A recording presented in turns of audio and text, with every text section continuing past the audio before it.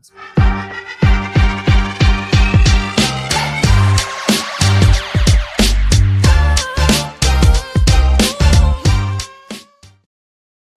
What's going on, my friends?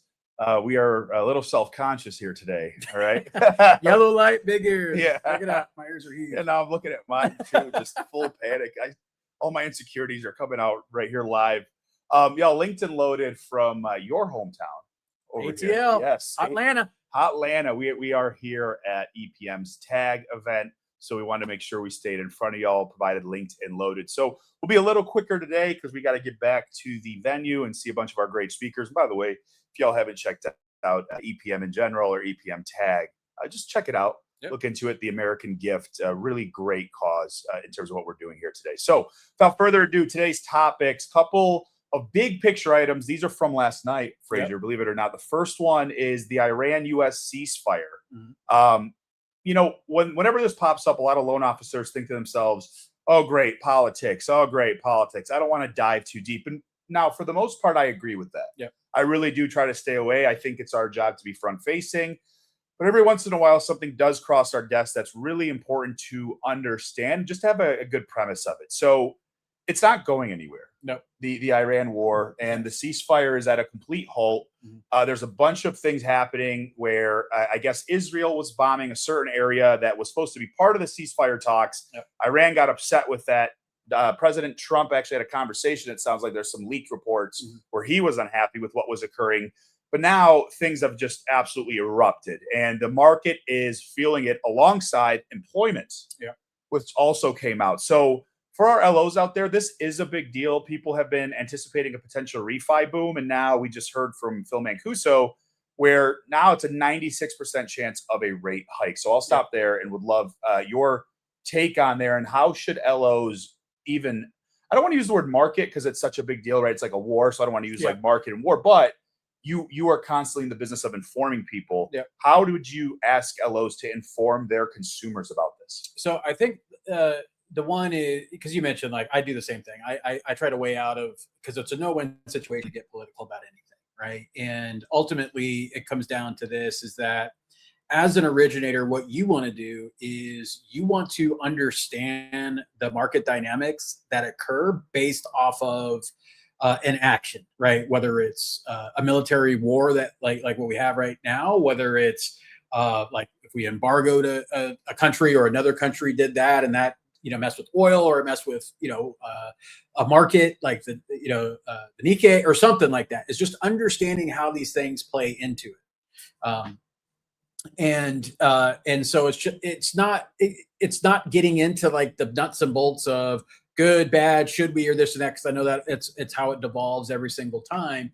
But if you're focused on like agents, like if you're getting questions from clients, you want to be the point person of how to give them the information so that they understand how to actually like talk with them. Like, we don't know, because there's going to be people that are like, we don't know if we should buy because of this, and we see the news and this and that.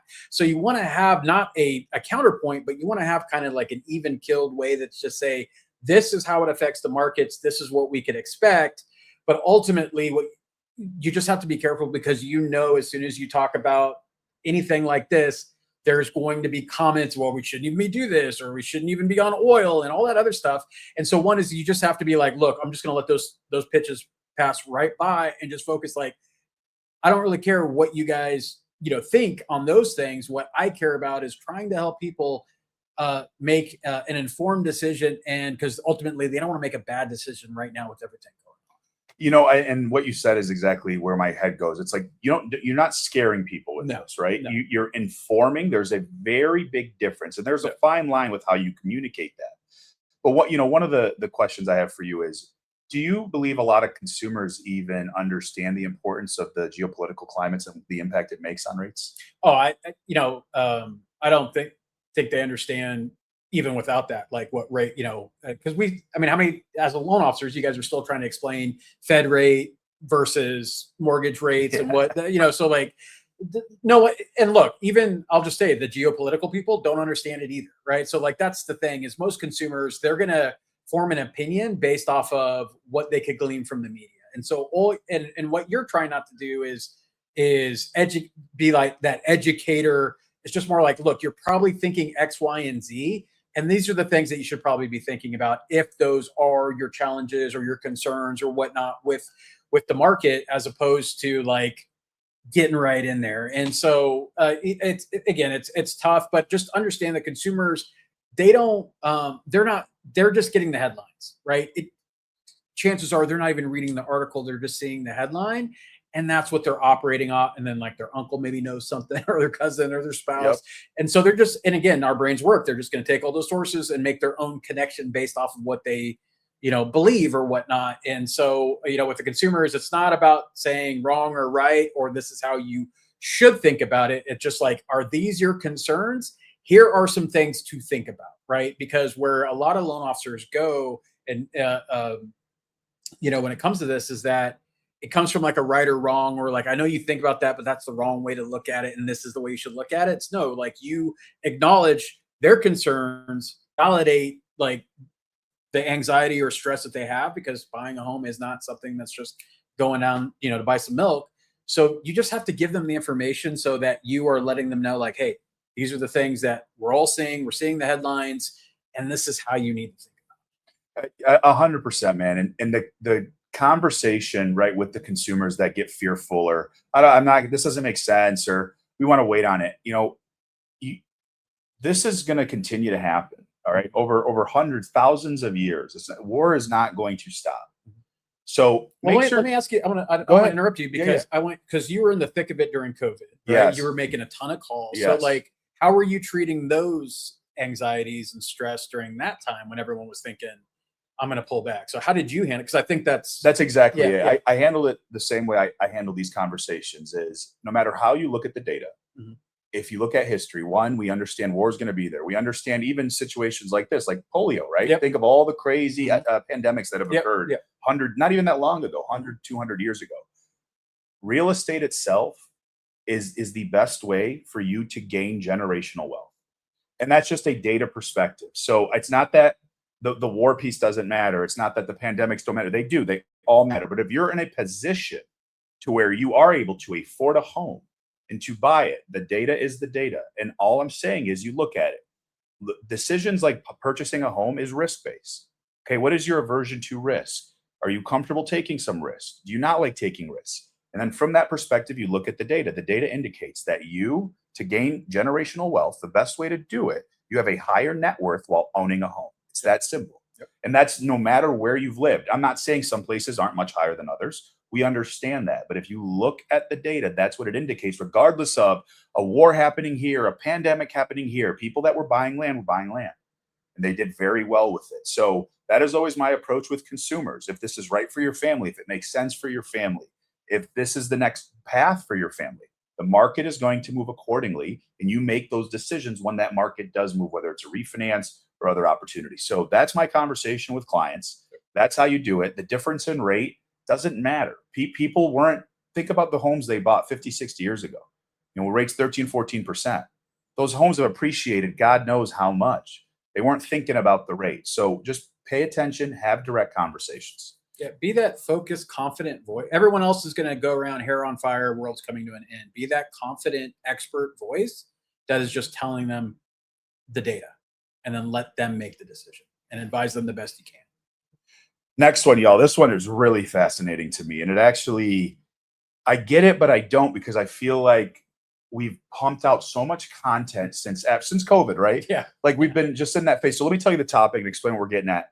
So most prospective home buyers fail a basic mortgage quiz. Wells Fargo survey showed only 25% knew when to apply for a mortgage, and nearly 90% didn't understand closing costs. 88% of these clients didn't know the first steps of home buying process.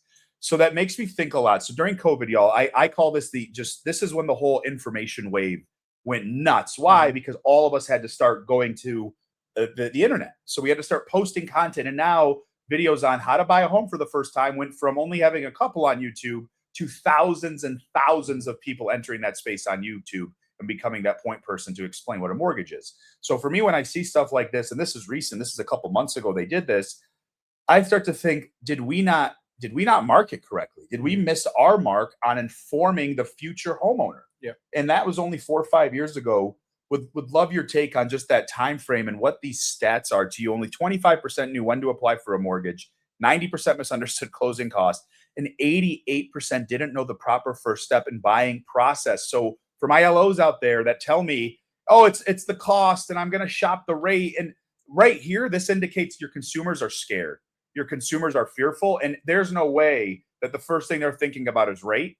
And the only reason they might be thinking about that is because they either entered it into Google or entered it into their chat GPT. Yeah. Would love your thoughts on this. Yeah, and it's not surprising because of most of the content out there. Because honestly, I would say when I go, because obviously this is what I do, but when I look at a lot of the mortgage content out there, it's a lot of loan officers write as if their audience are agents or other loan officers, right? So they use the jargon, they use the shit that we say, in the back, but they don't actually use language and analogies and ways to compare it so that a consumer could actually wrap their head around it. Because ultimately, it's just like me. If I got in, I'm an engineer by trade. If I started talking about binary code and like routers and switches and stuff like that, if you have no context of any of that, even if I make it elementary, like you're still really not going to have that concept. And so one is that, and this is just a marketing tip for all of you, if you are not, especially if you're using AI, which I assume most of you are, if you are not putting in there right for a 7th grade understanding level,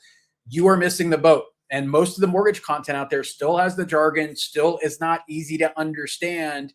And so what can you do to, well, one is it's not surprising that it's that, because most of the content that we created to do that is we created it as if they were like an infomercial educational post, which does nothing to actually help the consumer, right? Secondary is like, are you writing content that actually matters to the consumer, right? So instead of saying, how do you buy a house in 2026 or 2027, those are standard titles, and sure, people are going to search for that, but it's like, how do I buy a house and not regret it? Like, that's a better title because that's what the consumer is thinking. And then you get into the nuts and bolts of what it, closing costs. What are these things and what does it matter? And actually go through visuals, because we are visual people. And so that's how they need to learn. And so I think one, if you're trying to prepare yourself outside of using AI, and the tip that I already gave you is try to find people that are far removed from our space as possible. And honestly, people that maybe don't even like our industry, and then ask them questions and give them feedback and say, if you were going to buy a house, where would you start? Because the more information you have from someone that's very simplistic when it comes to what we do, the more you're going to understand, like, oh, I just assume they know that. I just assume that, consumers know that they can't, open a new credit, or they can't get a car loan, or all these different things. And they don't. Just because the information's out there doesn't mean they're actually consuming it, because we actually write stereo instructions as opposed to answering questions that they are doing. So not surprising. And I could tell you, like, every Uber driver that I've ridden with, when they're talkative and they're like, hey, what do you do or whatever, 9 out of 10. Verbatim, 9 out of 10, they're like, oh, when they tell me like, oh, I'm doing this, they have no idea, right? And so those are the conversations that are, and if it's 9 out of 10 on Uber drivers, right, just extrapolate that across our entire population. You could say a good amount of people don't know where to start. In fact, most of them will say, I start with the real estate agent. They get their mortgage from the real estate agent. That's not what happens, right? Correct. So like, again, it's just a misunderstanding. And honestly, it's, in my opinion, it's the fault of our industry going way back when, where we just decided that real estate should be in the first position with the consumer, the agent should be in the first position. And since most transactions require financing, right, mortgages, then we should be in the first position, because that sets the table for everything. And so grab that ground back. I agree. And Maddie, spot on. So Maddie said in the chat over there, you can accomplish this easily online with search intent research. Yep. You're 100% correct. Yep. Shout out to Maddie. We appreciate you. Another thing on that, Fraser, that, I do think about coming over to the broker space. And I know there are a lot of loan officers out there, a good amount, I should say, that do a good job of sending videos for the loan estimates. But a lot of the times we run away from certain conversations when it comes to going through an LE with the consumer that they have to sign. So for me, I found it very successful coming and explaining the entire closing cost to clients. Now, one of the things on the broker side is there's times where you go borrower paid. And so when you go borrower paid commission, it means exactly that. The borrower is the one paying your commission. Now, in return, there's something called a spread. So on every loan, there is a potential opportunity for a spread, and that spread can be used as a credit to cover some costs associated with the loan. There's a lot of loan officers that get nervous about explaining what that means to a borrower. And so they don't want to have that discussion because it says borrower paid compensation. Now, for me, when I first came over and saw that I was in retail for 6.5 years, it was new. And I screwed up a loan the first time because your spread is not allowed to cover the borrower paid compensation because the borrower needs to be paying it. That means it's coming out of the borrower's pocket. Lender paid means the lender is paying your compensation. And there was a lot of loan officers afraid to explain this. For me, the conversation is simple. And I want to explain how I did that every time. Mr. and Mrs. Client, the first line that you're looking at, and I like to buy out the underwriting fee all. So I did like to have just one line under there. So just buy out underwriting fee. And then inside of there is the borrower paid compensation in line A. I like to have it just one line. I would say, Mr. and Mrs. Client, this is a borrower paid compensation. What that means is you as the borrower is paying me directly for this loan. And in return, what you're receiving is a credit. Look on the bottom right-hand side, that credit is for $5,000. This credit can be used to cover almost anything else on this loan estimate except for the borrower paid compensation. It's never allowed to cover that. Do you have any questions about that? Hit the mute button. 99% of the time, they say, nope, no questions, thank you. And if they do have a question, wow, you're making a lot of money. I appreciate how that looks, rest assured. I just want you to know that a third of it stays in my pocket, a third of it goes to Uncle Sam, and a third of it goes back to the company to keep these lights on. So with that being said, do you have any additional questions about line A before we move on? Y'all, it's that simple. That's smooth, that's simple, and you pivot away. So don't be afraid to have those conversations. And be confident, guys. Like if you act like, and this is the same thing with charging for credit reports when people are like, I'm afraid and they gave me their talk track and they're just apologizing the entire time. Like if you do that, then the consumers think like, then you're doing something wrong and you're not confident. And if you're not confident, again, we're talking hundreds of thousands of dollars, millions, depending on the loan. Like, be confident in what you're doing and don't act like you should apologize for what you do. That's such a, they don't know any different. The clients only know what you tell them. Yes. That's it, or what they read. And you have the opportunity to change that narrative because you're a person on the other side. Yep. All right, last one, and then we're going to jump out of here. So this one's actually from yesterday and today, the data on this, which was honestly just shocking when I was looking at it. So foreclosures and employment trends are flashing warning signs. And by the way, this isn't like 2008 like it's none of that. We're not even remotely in that position or close to it. But some of the data that came out here, and these are some pretty big key insights from ATTOM data reference. Foreclosures starts up approximately 8% year over year. Properties with foreclosure filings up approximately 5% year over year. This one I did not like. Bank repossessions, REOs up approximately 7% year over year. Now, foreclosures are rising, but to be on the same page here, historically, they're still at much low levels. So this isn't a 2008 situation that we're talking about. However, there is a big talking point here where a lot of these homeowners, we have the most equity in the world that we've ever had, but homeowners are now potentially entering foreclosure. That is petrifying. Yep. That means several things, okay? The one thing that comes to my mind as an LO is, are you having the conversations about credit card debt? Yes. It's the highest debt we've ever had, 1.3 trillion, but so many consumers want their rate because they got it in 2020, 2021. But look what you're seeing, okay? Look what you're seeing. I'm sure a lot of these consumers have low rates, but it doesn't matter.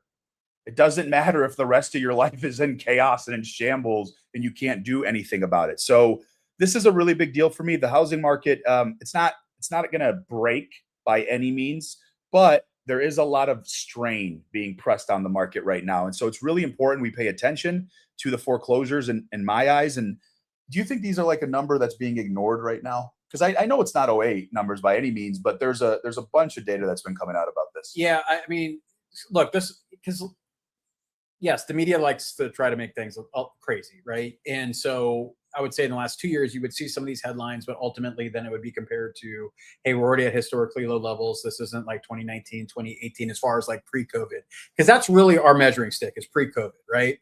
But however, looking at that, what Jonathan had just said is the fact that even with the things that are kind of been like the backstop of holding us to not have increases like this is the fact that it's happening anyway. And so debt, right? Debt and then employment, right? They'll, like people jobs are being changes or eliminated or things of that nature. And this takes us back to the confidence of reaching out to everyone in your database to have the conversation, because really it comes down to this. And even though it's not trying to scare people, but like to me, the marketing is that, look, you may have read that foreclosures are on the rise, right? What if I told you that all those repossessions and foreclosures didn't need to happen? Unfortunately, consumers chose having a lower rate over having long-term sustainability in their home. And so people literally are losing their house because they didn't want to give up their low rate. And so it's like you got to choose one or the other. So you need to be making those calls, because some people don't, or God forbid, they get into like debt consolidation, which screws up any chance they have of doing a refi or something else down the road, because they're now into a one of those death loans that they took from a bill consolidation or debt consolidation. And so you need to be that shining knight in their life to have those conversations. And look, yes, are we still coming from historical lows? Yes, but guess what? We are increasing repossessions and increasing foreclosures year over year. So like at some point, that talking point just goes away, and realizing that, like it's coming down. Now, housing crash, no, but that's not where we want to go. But we need to go to like, hey, Mr. and Mrs. Borrower, you're sitting on a lot of equity right now. And what I don't want you to become another headline of someone that loses their house just because you wanted to hold on to that 3% rate. And I'm not saying that like, if you're good, that's good and all that other stuff, but just let me take a look at it and give you my advice as your loan officer for life on the options that you have. And you make that decision. But ultimately, I see too many homeowners that aren't even having the conversation until it's too late. And I don't want that to be you. So you just need to be open, honest.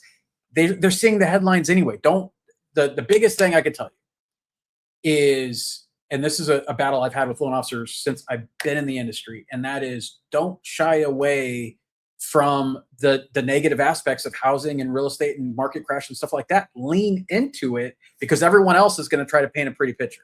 Lean into the adversity, lean into the challenges and whatnot, but lean into it as a confident loan officer that will give them options on because they may need to sell, right? But the point is that they're not having those conversations because most loan officers are afraid to have them. And I have one point. We'll wrap us up here.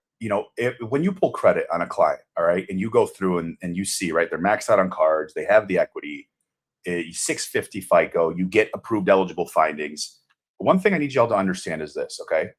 If you look at that and you go through their assets and they tell you don't have much in checking, if a client is a flat tire away from missing a payment, this is when you hit them hard with these conversations. I've seen it so many times where they miss a payment and there goes your AIME findings. Then you're done. Now there's really nothing, because they're not getting approved for like anything else, right? They're not getting approved for HELOCs with that low of a FICO score. No one's going to give them a HELOC. And even a HELOC is revolving debt. They've already showcased that they can't pay a revolving debt. So this is why it's important to have those conversations and pull the credit. Now, let's wrap us up here. Rapid fire questions. Okay. Me to you first. So, would you rather always be 30 minutes early or 30 minutes late? Anyone that knows me, it's early. It's 30 minutes early. Yeah, for anybody out there, for the love of God, please don't be a 30 minutes late kind of human being. Don't be in this space if that's who you are. Do most loan officers make the process more complicated than it needs to be? A gazillion percent. Is a taco a sandwich? No. Taco's a taco. All right. So rapid fire for you. Would you rather never watch TV again or never listen? Oh, that's a good one. Or never listen to music again? Oh, man. I love my music, actually. Like, I love my music, so I would go never watch TV again. That's a hard one. That's a tough one. All right. How about this? Are most people one bad habit away from being successful? I don't want to say one bad habit away, but it's not working on the habit. Mm-hmm. Because we all, if you're a serial entrepreneur, like I know when I drop the ball, I talk to you about it. Mm-hmm. So it's like, that's where I get frustrated. So I feel more towards that than it's just one habit. Yeah. It's like, what you need to do, but you don't do it. Yeah. And that's what's frustrating to me. So yeah, I do think people are kind of just one process away from being able to kick it into the next gear. Yeah. And then if every lender had identical pricing, would relationships be technology?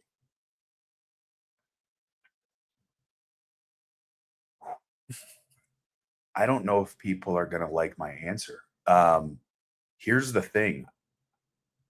I've been in an environment to where the pricing was significantly higher, and we did over $1 billion in business with 12 people for 3 straight years. And we didn't go to networking events. We didn't go to open houses. We didn't talk to realtors. It was all technology and marketing. So y'all, I'm going to say it wouldn't beat it. If the technology was that good. I'm just going to say that, and y'all might not like that, but I really believe that. And here's what I'd add to that is that the technology today is going to help you actually create relationships. Yeah, correct. And that's the next piece. All right, y'all, until next time, take care.